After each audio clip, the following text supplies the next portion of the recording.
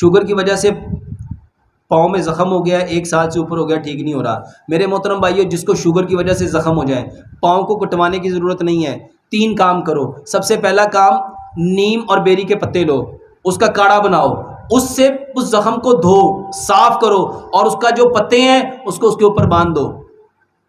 ایک دفعہ صبح باندھو، ایک دفعہ رات کو باندھو، اسی پانی کے ساتھ اس کو کھول کے دھو کے صاف کر کے وہی پتے اس کے اوپر لگا کے اس کے اوپر باندھو، اور صبح اٹھ کے رات کو کیلے کے ساتھ دانت صاف کرو، رات کو کیلے کے ساتھ دانت صاف کرو، اور صبح اٹھ کے بسم اللہ پڑھ کے سورۃ فاتحہ پڑھ کے اپنا تھوک اپنے زخم کے اوپر لگاؤ۔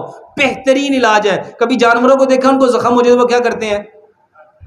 اپنے تھوک سے چاٹتے ہیں۔ یہ بہترین علاج ہے۔ تیسرے نمبر پہ یہ جو کلونجی میتھی دانے کا پانی ہے، یہ صبح دوپہر شام کھانے سے آدھا گھنٹہ پہلے لو۔ ادرک لہسن پودینے ناردانے کی چٹنی ہر کھانے کے ساتھ 1 بڑا چمچ لو۔ رات کو 1 گلاس دودھ لو، آدھی چائے کی چمچ ہلدی، آدھی چائے کی چمچ دار چینی، آدھی چائے کی چمچ سونف، 2 سبز الائچیاں، 2 لونگ، اس کو اتنا پکاؤ 1 گلاس پونا رہ جائے۔ 1 گلاس صبح، 1 دوپہر، 1 شام، 3 ٹائم میرے محترم بھائیو یہ دودھ پیو۔ یہ شوگر کا بہترین علاج ہے۔